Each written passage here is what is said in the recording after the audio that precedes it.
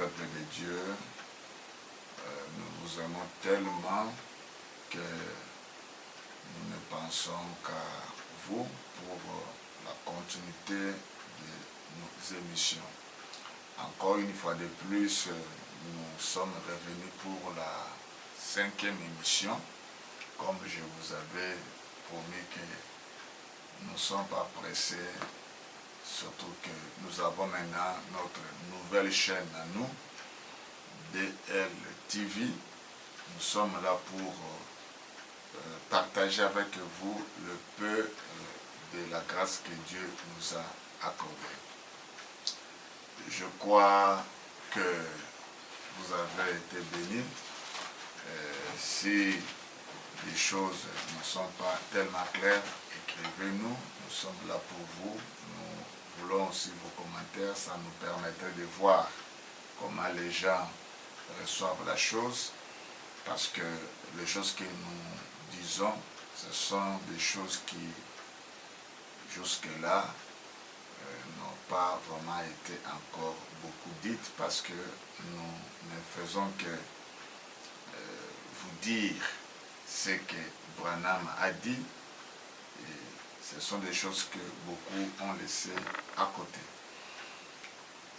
Shalom, shalom, une fois de plus, vraiment abonnez-vous massivement dans notre nouvelle chaîne et aussi dans notre nouvelle émission que Branham parle. Nous continuons avec notre sujet, la seconde venue du Seigneur selon William Marion Branham. Comme nous vous avons dit que lorsque nous sommes de parler sur la seconde venue ici, je crois nous sommes déjà familiers à ça. Il ne s'agit pas seulement de voir ça comme étant l'enlèvement, mais il s'agit de voir ça comme étant un âge. Et nous avons déjà compris avec vous qu'on ne peut pas parler d'un âge s'il n'y a pas un prophète muni de son message. Et pour le cas ici pour nous, nous avons déjà compris que le prophète que Branham souhaitait ou pour lequel Branham a beaucoup prié, le concernant pour cet âge qui vient après William Branham, c'était Joseph Branham. Et cet âge a une volonté, comme je viens de vous le montrer dans la prédication ou l'émission qui vient de passer.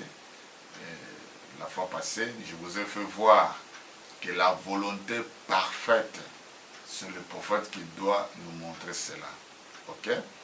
Et le prophète Joseph Branham nous a démontré en long et en large que les 7 honneurs qui nous donnent la foi de l'enlèvement à l'avenir du Seigneur aujourd'hui, ce n'est rien d'autre que la voix de William Marion Branham.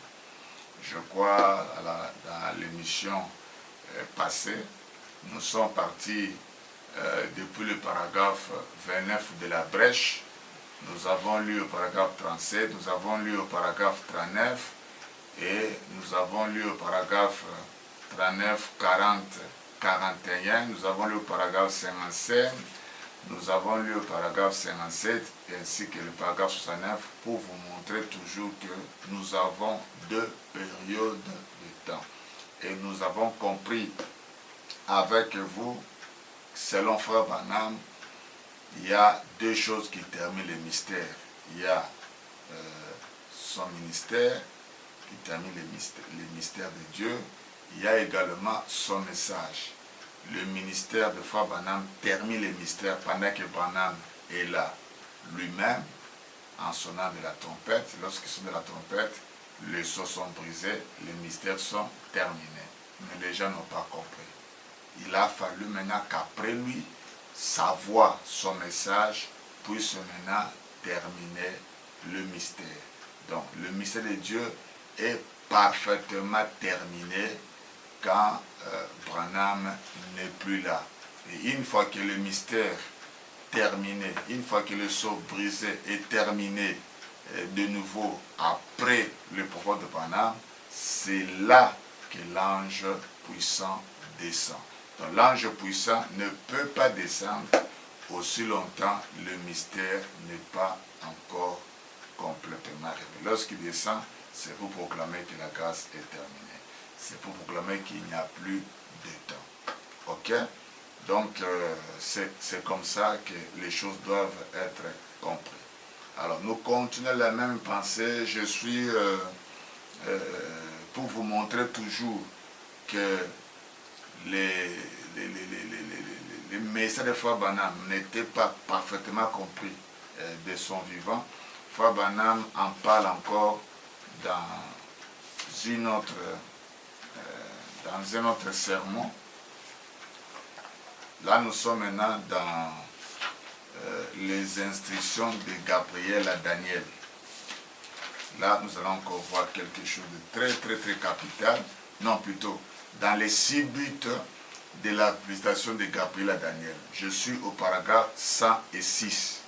Écoutez, Frère Branham, je prends quelque part, il lit l'écriture. Et toi, Daniel, cache les paroles et scelle les livres jusqu'au temps de la fin. 107. Qu'est-ce? Oh, alléluia. Est-ce que mon auditoire le voit? Cette révélation de Jésus-Christ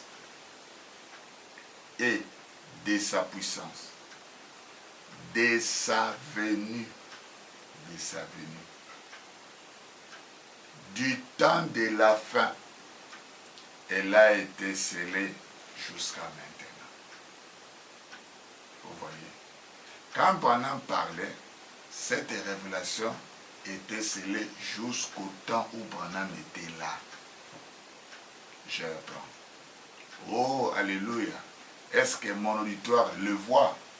Cette révélation de Jésus-Christ et de sa puissance, de sa venue, du temps de la fin, elle a été scellée jusqu'à maintenant. Vous voyez? Donc, c'est clair. Pendant que Branham était là, cette révélation était toujours scellée. 5-8, je prends quelque part. Ils peuvent la lire, mais ils ne peuvent pas la comprendre. Écoutez, jusqu'au temps de la fin. Le temps de la fin. Le temps de la fin. Qu'est-ce que c'est? Ah, Fabanam dit, qu'est-ce que c'est? La fin de la 70e semaine, au moment où ce prince, cet antichrist, sera révélé à ce moment-là. C'est proclamant lui-même Dieu. Voyez. Le temps de la fin, c'est le temps où le livre est révélé. Le livre est gardé jusqu'au temps de la fin. Or, le temps de la fin fait partie des définitions de la seconde venue. La fin de la 70e semaine de Daniel, c'est ça le temps de la fin. Or, le temps de la fin, c'est la seconde venue. Vous voyez. Donc, quand nous prenons Daniel 12, où il est dit, Daniel dit, c'est le livre, garde-les jusqu'au temps de la fin.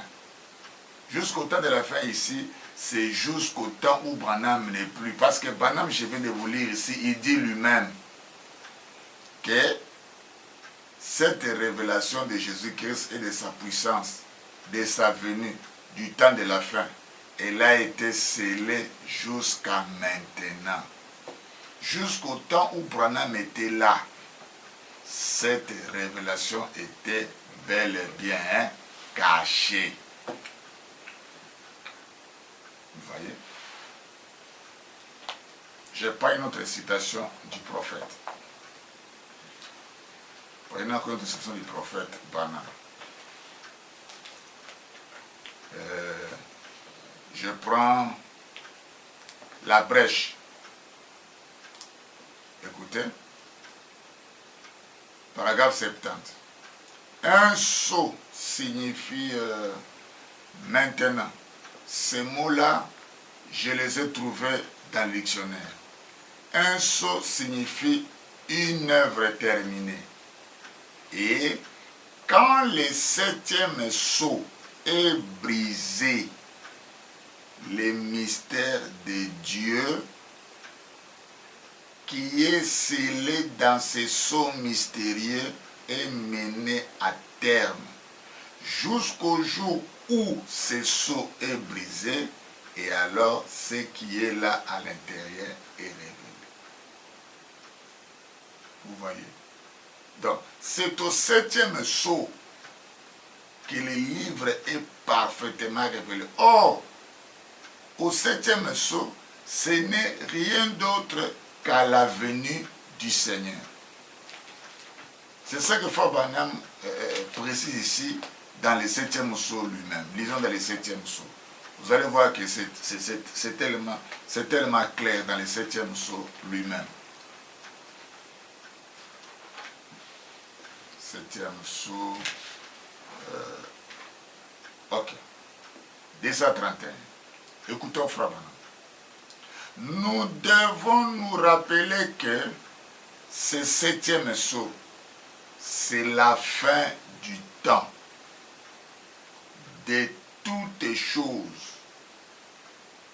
C'est la fin du temps de toutes choses. C'est ainsi que Pierre nous dit dans 1 Pierre, chapitre 4, verset 7, il dit, la fin de toutes choses est proche. Et nous devons nous vaquer à la prière. Pourquoi le 7e sceau doit être la fin de toutes choses? Frère Branham me dit que c'est la fin de tout ce que le péché nous avait apporté. Parce que vous remarquerez, au commencement, Dieu avait établi son royaume. Frère Branham dit, la rédemption, c'est la possession, je crois qu'il dit ça dans la brèche, paragraphe 117 ou 119. Il dit, la rédemption, c'est la possession légale et totale de tout ce que l'homme avait perdu. Au commencement, l'homme avait la santé éternelle, l'homme avait la puissance éternelle, l'homme avait l'autorité, l'homme avait une communion, l'homme ne vieillissait pas, l'homme ne mourait pas. C'est le péché qui est venu pervertir la vie à la mort. C'est le péché qui a apporté la vieillesse. C'est le péché qui a apporté la mort, les maladies, tout ce que nous avons aujourd'hui. C'est le péché qui est venu pervertir. Tout ce qui est perverti là nous provient du péché. C'est lorsque l'homme a péché, lorsque le péché est entré, que toutes ces choses-là vont s'installer. Maintenant, quand Jésus vient, il vient mettre fin à la maladie, il vient mettre fin au péché, il vient mettre fin à la mort. C'est alors qu'il y aura la résurrection. La fin de la mort, c'est lorsqu'il y aura la résurrection. La fin de la maladie, quand nous aurons une santé éternelle. La fin de la vieillesse, c'est quand nous aurons la jeunesse éternelle. Donc, la seconde venue, le 7e sceau, c'est le temps où Dieu met fin à ceci. Il met fin à cela, il met fin à cela. Une fois il met fin à ceci, c'est ce qui permet que nous ayons le rétablissement de toutes les choses. Voilà pourquoi dans Acte 3, on nous dit que Jésus est gardé au ciel jusqu'au temps du rétablissement de toutes les choses. Une fois que tout prend fin, maintenant tout peut être rétabli. Vous voyez? Donc, nous devons nous rappeler que ce 7e sceau, c'est la fin du temps de toutes choses. C'est exact. Écoutez maintenant. Les choses écrites dans les livres scellés de cet sceau qui était scellé au sujet du plan de la rédemption. Depuis 2 avant la fondation du monde, tout ça, ça se termine au complet. C'est la fin. Voyez? Donc, c'est au 7e sceau que le livre est parfaitement expliqué, que le plan de rédemption se termine. C'est au 7e sceau Quand? Lorsque les tonnerres grondent. Et les tonnerres ici, c'est la voix. Voilà pourquoi Frère Branham nous dit dans les premiers sceaux, je vous lis ça, dans les premiers sceaux, paragraphe, il fait la comparaison au temps des enfants d'Israël. Il va nous révéler quelque chose. Il dit, parlant de ce qui s'était passé avec Joseph et ses frères, je suis au premier sceau, paragraphe 257. Il dira, oh, c'est dans la maison de mes amis que je les ai reçus. Voyez? Oh, c'est là qu'ils vont se rendre compte qu'ils ont tué le Messie. Mais, qu'est-ce qu'il dira? La même chose que Joseph avait dit. Vous l'avez fait pour servir à la vie, pour sauver des vies. Ne soyez pas fâchés. Banam Baglat sait que Joseph avait répondu à ses frères. Maintenant, Banam prend ça, il compare ça avec les enfants d'Israël et Jésus. Il dit, en effet, les nations n'auraient pas pu entrer si les Juifs, dans leur aveuglement, n'avaient pas fait ces trucs-là.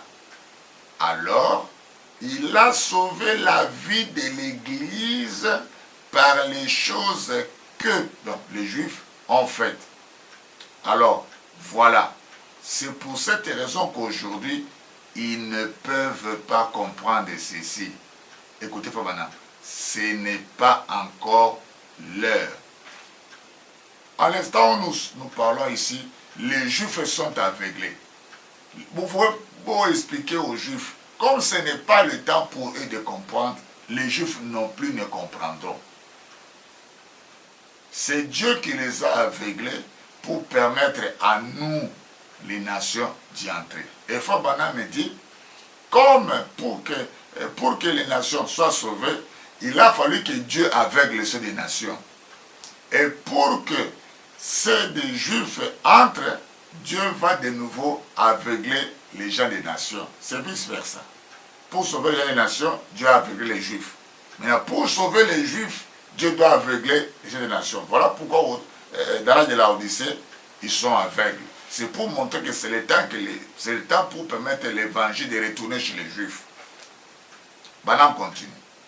Pas plus que nous ne pourrions comprendre ces choses avant que l'État ne soit venu de les comprendre.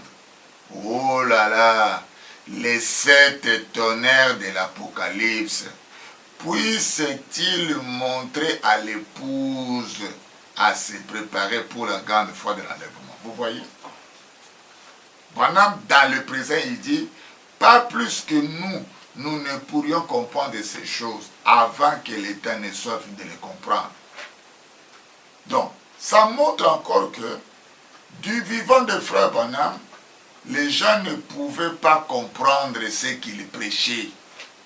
Les gens ne pouvaient pas comprendre ces mystères. C'est ainsi que dans la brèche, on nous dit, quand bien même Branham a tout résolu au paragraphe 39, il a fallu encore que les mystères descendent d'auprès de Dieu. La brèche, paragraphe 39. Les mystères doivent descendre d'auprès de Dieu et ces mystères-là doivent terminer la parole. Et les mystères descendent auprès de Dieu quand nous écoutons la voix. C'est au temps de la voix, au temps de cet honneur. C'est là que les mystères descendent auprès de Dieu et terminent la chose. Vous voyez? Oh là là, les 7 honneurs de l'Apocalypse, puisse-t-il montrer à l'épouse à se préparer pour la grande foi de l'enlèvement. Vous voyez? C'est ainsi que William Branham maîtrisa tellement son message. Il connaissait tellement les plans. Il va dire quelque chose ici, je vais vous lire ça. Dans le premier sceau, paragraphe 73, je lirai du paragraphe 73 jusqu'au paragraphe 75. Écoutez. Nous avons vu, en étudiant l'écriture, écoutez, que le messager de l'âge arrive chaque fois juste à la fin de l'âge. Voilà la base. Nous avons vu en étudiant l'Écriture que les messagers de l'âge arrivent chaque fois à la fin de l'âge. Paul est arrivé à la fin de l'âge. Nous avons vu qu'Irénée est venu à la fin de l'âge. Martin, la fin de l'âge. Luther, à la fin de l'âge catholique. Et quoi? Wesley, à la fin de l'âge luthérien. Et la Pentecôte, à la fin de l'âge de la sanctification pour le baptême du Saint-Esprit. Vous voyez? Mais regardez. Et à la fin de l'âge pentecôtiste, nous devons recevoir selon la parole et que Dieu m'aide ce soir à vous le montrer ici, que nous devons voir, recevoir un messager qui va prendre tous ces points, rester en suspense là-bas et révéler tous les secrets de Dieu pour que l'Église soit enlevée. Vous voyez? Mais ce n'est pas terminé. Mais remarquez, le messager vient toujours à la fin de l'âge. Si Branham est venu à la fin de l'âge pentecôtiste, c'était pour commencer son âge. Alors comprenez aussi que Branham lui aussi, son âge aussi a une fin. Et Frère Branham dit, les chevauchements des âges se font toujours à la fin. Branham dit, les âges ne se terminent pas comme dans un match de football, on sonne, on siffle, prend, le match est terminé. Non. Branham dit, l'âge n'est pas encore terminé, l'autre commence. Je peux vous lire ça. Je peux vous lire ça. Je crois que je peux retrouver ça ici. Frère Branham explique ça ici dans beaucoup d'endroits. Ok.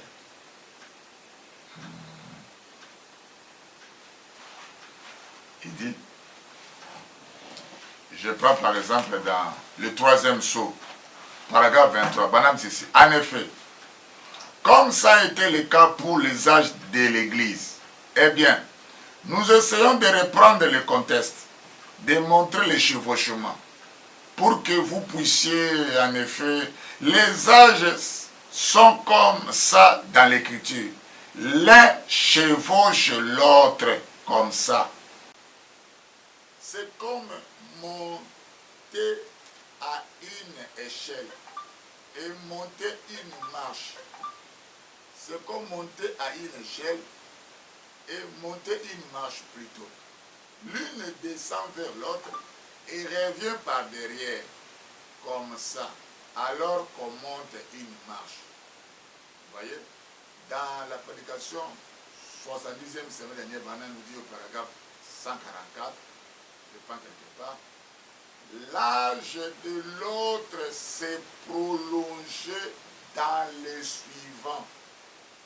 L'âge de l'autre s'est prolongé dans le suivant. Il s'est recouvrait. Écoutez, maintenant, si les âges se séparent, si l'âge de l'autre s'est prolongé dans le suivant, comment maintenant nous pouvons parler par rapport à notre âge? Notre âge à nous aussi se termine comment? Où l'âge où a vécu William Branham se termine comment? Comment on peut situer l'âge où a vécu par exemple William Branham? Écoutez, je suis dans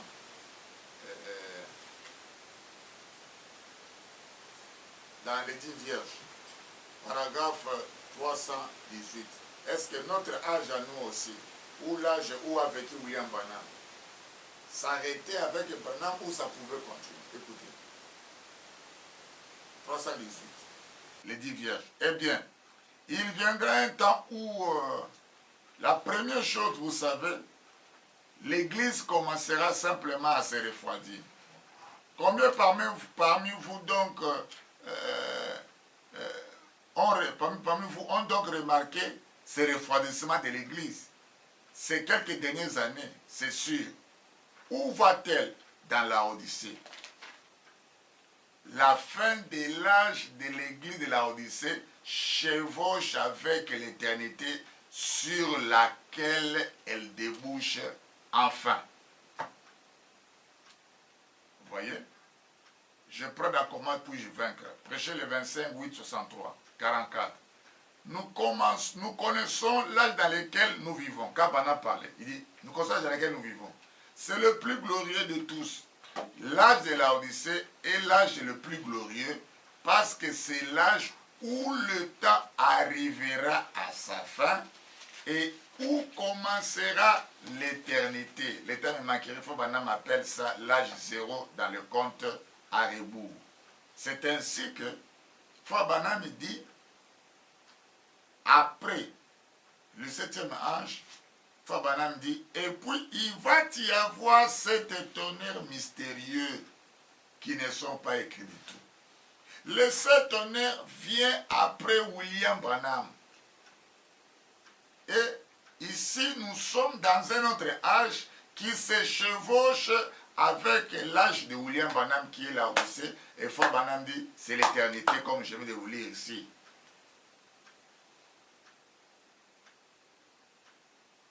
Je crois que je suis clair. Et puis, il va y avoir ces tonnerres mystérieux qui ne sont pas même écrits du tout. Pourquoi Branham dit, et puis, il va y avoir ces tonnerres mystérieux. Le sept tonnerres mystérieux vient quand? Vient à la fin de l'âge de Branham. Vient à la fin de l'âge du 7e âge. Vous ne voyez pas? Luther est venu à la fin de l'âge catholique. Wesley est venu à la fin de l'âge de Luther. Les pentecôtistes sont venus à la fin de l'âge de Wesleyens. Branham est venu à la fin de l'âge de pentecôtistes. Est-ce que tout s'arrête avec Branham? Non. Il y a encore quoi? Les tonnerres. Les tonnerres viennent à la fin de l'âge du 7e âge, c'est-à-dire à la fin de l'âge de William Branham. Quand un messager venait à la fin d'un âge, c'était pour commencer aussi un autre âge. C'est ainsi que quand Branham vient à la fin de l'âge pentecôtiste, c'était pour commencer son âge à lui, qu'il aimait appeler ça l'âge de l'épouse. Et maintenant, à la fin de l'âge de William Branham, qui est l'âge du cancer dans les zodiaques, qui est appelé dans d'autres tableaux le soir de la Odyssée, parce que l'âge pentecôtiste, Branham appelle ça le matin. Mais attention, après le matin, le temps ne se limite pas avec le soir. Branham est venu au temps du soir.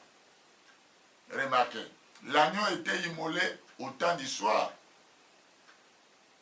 Mais les signes étaient appliqués quand? La nuit. Plutôt, qu'est-ce qu'il dit? L'agneau était immolé au temps du soir.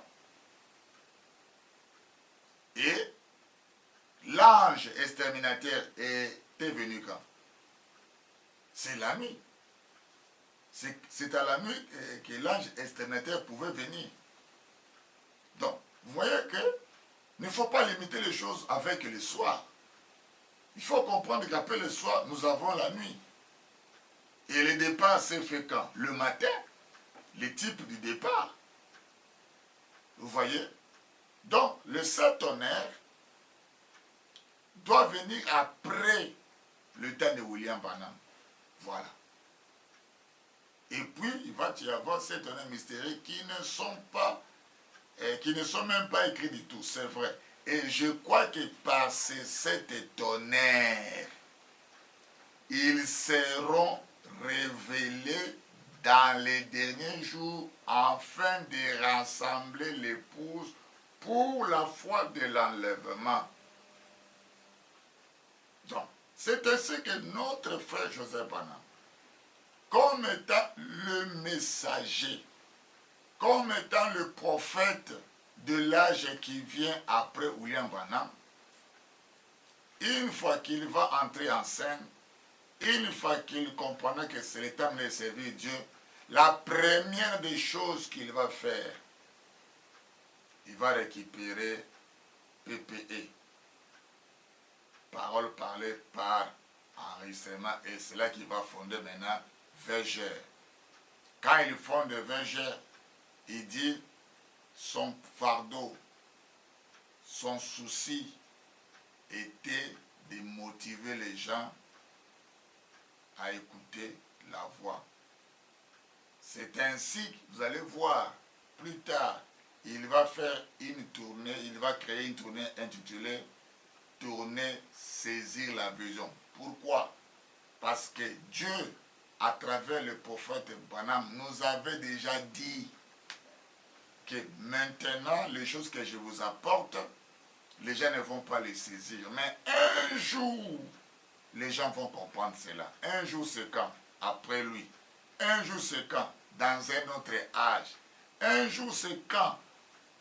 Au temps du 7e jour. Un jour, c'est quand? À la venue du Seigneur. Donc, à la venue du Seigneur, les gens commenceront à mettre les bandes. Parce que Branham avait prêché les mêmes choses que Branham avait prêché pour amener les gens à la foi parfaite et que les gens soient prêts pour l'enlèvement. Les gens n'avaient rien saisi. Voilà pourquoi Dieu lui avait dit emmagasine la nourriture.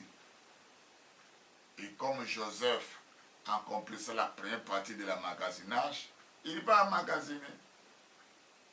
Il savait qu'il y aurait un temps qui serait le temps de la distribution. Les mêmes choses que les gens n'avaient pas compris, lorsque le temps serait pour comprendre, on ne va pas mettre autre chose, s'il vous plaît. Dieu avait envoyé William Branham avec un message pour que les gens comprennent son message. Et lorsque les gens comprendront son message, c'est cette compréhension-là qui va les apprêter pour l'enlèvement. Tant que cette compréhension-là ne sera pas donnée aux gens, les gens non plus ne seront pas prêts pour l'enlèvement. Maintenant, remarquez, Dieu savait qu'il y aurait un temps où les gens vont comprendre, saisir, maîtriser, ainsi de suite, son message. Maintenant, ce n'est pas difficile à comprendre. Une fois le temps est là, personne n'avait compris le plan, comment les choses vont se passer après le plan. Personne n'avait compris cela. Parce que Dieu ne fait rien s'il n'a pas encore révélé son secret à ses serviteurs, les prophètes. Ça, c'est un. Deuxièmement, quand l'état maintenant est là, il faudrait maintenant faire quoi pour comprendre? Il faudrait maintenant que les gens prêchent eux-mêmes. Non. Le temps de comprendre les messages de Frère Branham, c'est dans l'âge du lion. C'est dans la seconde venue. C'est ainsi dans l'âge du lion. On doit plus écouter ce que Branham avait dit pour que les gens maintenant comprennent. Maintenant, pour comprendre qu'il faudrait beaucoup écouter Branham, il faudrait qu'il y ait un prophète dans cet âge-là. C'est ainsi que William Branham priait que ça soit son fils. C'est pourquoi il disait, oh Dieu, puisse la double portion revienne sur mon fils afin de briller la lumière après mon départ. Donc, Dieu savait que pour que les gens comprennent que vous ne pouvez être dans la volonté parfaite qu'en réécoutant la voix, il fallait qu'il y ait un prophète. Maintenant, remarque. Combien ont compris cela? Combien ont compris cela? Combien ont compris cela? Dans mon émission précédente, je vous ai montré que tout ce que Job Branham fait, il le fait en rapport avec les Écritures. Il le fait en rapport avec les Écritures. Donc, vous voyez avec moi que après William Branham, nous entrons dans un autre âge. Et cet âge-là, Branham appelle ça le 7e sceau. Il appelle ça l'âge du lion. Il appelle ça le temps de cet honneur. Il appelle ça les jours de la rédemption. Il appelle ça l'âge d'or, ainsi de suite. Et dans cet âge-là, l'âge qui vient après William Branham, vous ne pouvez être dans la volonté parfaite que lorsque les prophètes de cet âge-là vous révèlent la volonté parfaite. Et la volonté parfaite, je vais de vous montrer, c'est d'entrer en contact avec les 7 tonnerres. Et vous entrez en contact avec les 7 tonnerres quand vous entrez en contact avec la voix de William Marion Branham. Qui savait cela? C'est ainsi que Dieu avait préparé qu'il y ait un prophète, parce que Dieu ne fait rien s'il n'a pas encore révélé son secret à ses serviteurs les prophètes. Et il n'y a que ceux qui reconnaîtront cette volonté parfaite, qui seront ramenés à la voie, qui mettront la voie à la première place. Il n'y a que ceux-là qui auront bel et bien la foi de l'enlèvement. Si vous refusez, vous n'aurez pas non plus la foi de l'enlèvement. C'est ainsi que vous voyez Joseph Branham insister sur la voie. C'est ça son message. Son message, c'est de nous ramener à la voie de William Branham. C'est ça. Vous ne voyez pas qu'il est prophète. Regardez aujourd'hui. Beaucoup font des campagnes, beaucoup font des choses, beaucoup font des histoires. Mais regardez Joseph Branham comment il travaille. Et vous, vous pensez qu'il est à côté. Maintenant, vous direz quoi avec toutes ces écritures? Vous direz quoi avec toutes ces écritures que je viens de vous donner? Donc, mes frères bien-aimés, vous êtes dans la volonté parfaite aujourd'hui quand vous, pasteur, on avait posé la question à frère Joseph, qu'est-ce qu'un pasteur peut faire pour être dans la volonté parfaite? C'est en ramenant Branham à la chair. Parce que nous sommes au jour de la voix du 7e ange. Est-ce que par là, on vous prive de ne pas prêcher? Moi, qu'est-ce que je fais ici? Vous ne voyez pas question d'enseigner? Vous ne voyez pas que j'enseigne? L'effet de mettre la voix n'exclut pas un Éphésiens 4. C'est grâce à la voix que je vous parle de ces choses. Ni de la voix. Je n'allais pas vous parler de ces choses. Ok. Écoutez maintenant. Écoutez. Et puis, il va y avoir cet honneur mystérieux qui ne sont même pas écrits du tout. C'est vrai. Et je crois que par ces 7 tonnerres, ils seront révélés dans les derniers jours.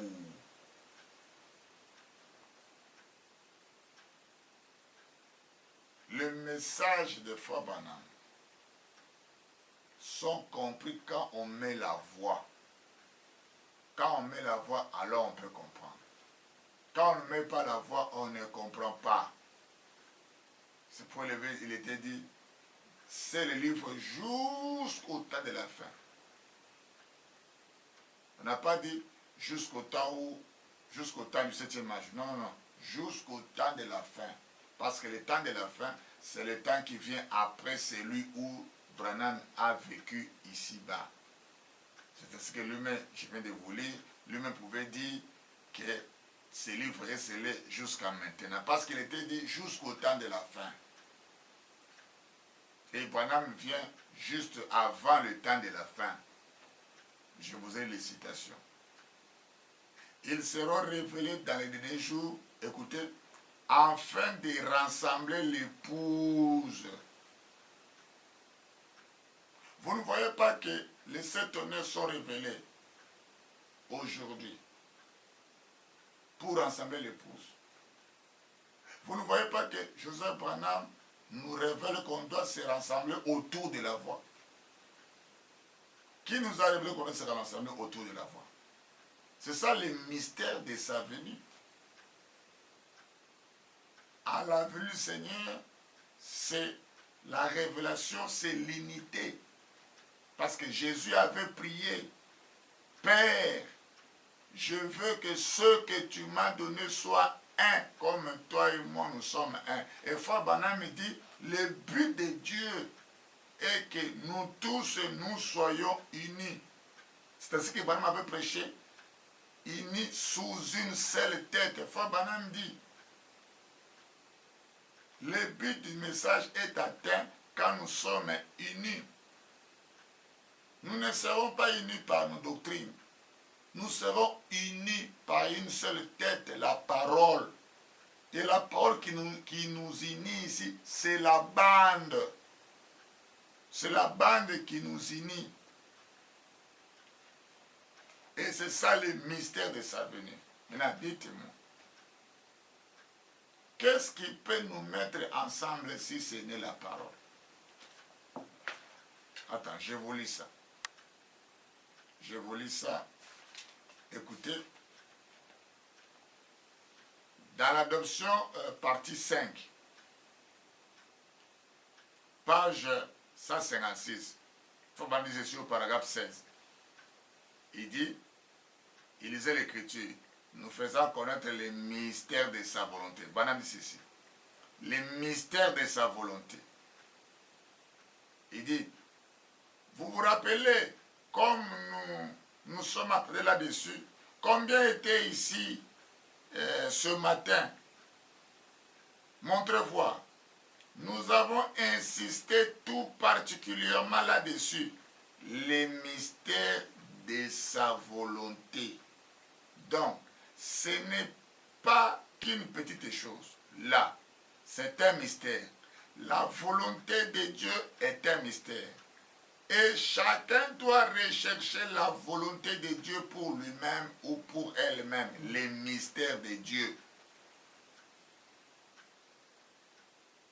Quand le mystère de Dieu est accompli, vous connaissez la volonté de Dieu.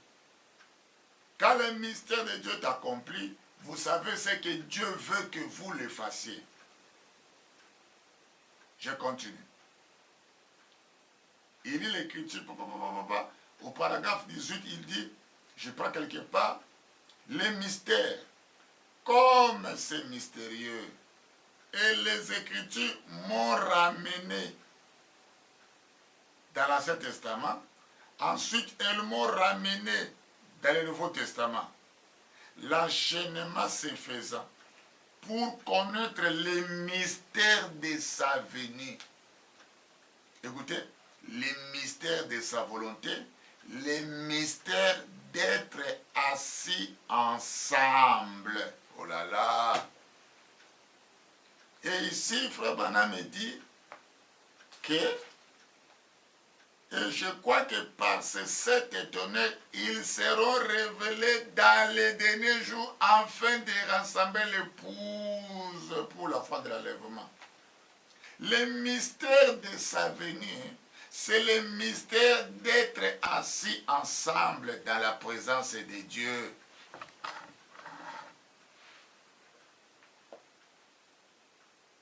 Le mystère de sa venue, c'est le mystère de sa volonté d'être assis ensemble. Vous voyez? C'est le mystère d'être assis ensemble. C'est ça le mystère de sa volonté. Or, qui peut nous révéler comment nous pouvons être unis ensemble si ce n'est un prophète?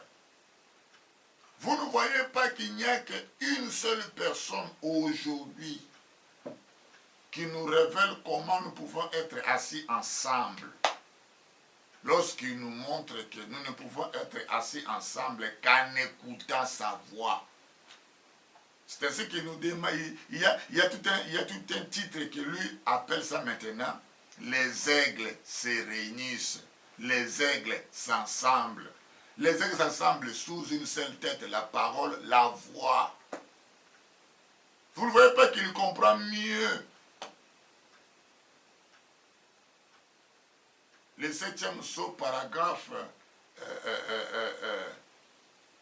75. Vous voyez. Donc, je crois que par la grâce de Dieu, jusque-là, le fardeau était que nous comprenions, après William Branham, il y a une volonté parfaite. Après William Branham, il y a un message. Après William Branham, il y a un âge, il y a un prophète. Sinon, regardez comment les gens aujourd'hui se précipitent pour s'accaparer de l'après William Branham. Celui-ci sort, après William, c'est moi, l'autre c'est moi. Oui, c'est vous. Quel est le plan que vous nous apportez? Après William Branham, les choses doivent continuer comment? Après William Branham, on doit se confier à qui? On doit faire quoi? On doit s'attendre à quoi? Vous voyez? Après William Branham, il devait y avoir un autre temps, un autre âge, une autre période de temps pour comprendre parfaitement le message de Frère Branham à travers de sa voix, qui sont les 7 tonnerres, afin que ceci nous donne la foi de l'enlèvement. Et au stade où nous en sommes, nous sommes en train de nous unir pour accomplir parfaitement le but pour lequel Dieu avait envoyé ce message. Et gloire à Dieu, Dieu savait qu'il faudrait qu'il y ait quelqu'un après William Branham pour nous faire entrer dans cette chose-là. Et nous voici aujourd'hui. Donc, vous ne pouvez pas dire que vous avez compris ce message si vous ne reconnaissez pas qu'après William Branham, il y a un autre âge, la seconde venue. Et la seconde venue s'accomplit avec ceux qui ont reconnu le ministère prophétique qui accomplit cette seconde venue. Et ce ministère prophétique-là qui accomplit cette seconde venue nous révèle à son tour la volonté parfaite, laquelle n'est rien d'autre le fait de ramener Branham à la chair, le fait d'écouter les bandes partout, à la maison, à l'église, partout. Parce que c'est un ministère mondial partout. Et ce n'est que de cette façon-là que vous atteindrez la plénitude de Dieu. Et c'est que de cette façon-là, vous aurez la foi de l'enlèvement comme des fils et des filles de Dieu. C'est que de cette façon-là que nous pourrions être unis à l'esprit quand nous écouterons la bande. Plus nous écoutons la bande, plus l'autre là-bas écoute la bande, c'est plus nous deviendrons un en esprit et nous accomplirons la prière du Seigneur Jésus-Christ. Nous serons ensemble prêts pour l'enlèvement. Parce qu'avant l'enlèvement, nous devenons un pour que le mort en Christ ressuscite aussi pour devenir un avec nous. Enfin, nous qui serons vivants et les morts en Christ, nous partirons dans les airs pour devenir aussi un avec le Seigneur Jésus-Christ. Donc, le temps et le signe pour l'union, c'est vraiment le temps où les 7 tonnerres font entendre leur voix à la venue du Seigneur. C'est en ce moment-là que les morts en Christ finiront par s'unir avec nous pour que nous tous aussi, à notre tour, nous allons nous unir avec ces dans les airs. Et pour que cela soit possible, il a fallu que Dieu nous envoie un autre prophète à la venue du Seigneur. Et son message n'est pas long, son message est court. Ramenons Branham à la chair. C'est ainsi que vous les pasteurs, vous les laïcs, qui ne respectez pas les coups de bande, vous pensez que Jean Branham ne fait rien, vous pensez qu'il ne faut rien, vous pensez que il est venu de blaguer. Vous pensez que c'est un petit ministère. Alors qu'en Égypte, Joseph qui distribue la nourriture n'était pas la moindre. Alors que Salomon qui a construit le temple, quand même il n'a pas construit le temple, mais on avait dit celui qui allait construire le temple. C'est un grand travail. Donc, que celui qui a les oreilles spirituelles pour comprendre, qu'il comprenne. Que celui qui a des yeux pour voir, qu'il voie. Je crois par la grâce de Dieu, j'ai pu vous montrer certaines choses pour que nous puissions mieux comprendre. Que le Seigneur vous bénisse. Je crois pour l'instant, nous mettons un peu la pause pour la seconde venue, à moins qu'il y ait d'autres préoccupations qui sortent. C'est un sujet vaste. Prochainement, nous allons aborder toujours ce sujet, mais sous un autre angle. Et pour le reste, que Dieu vous bénisse richement. Ciao.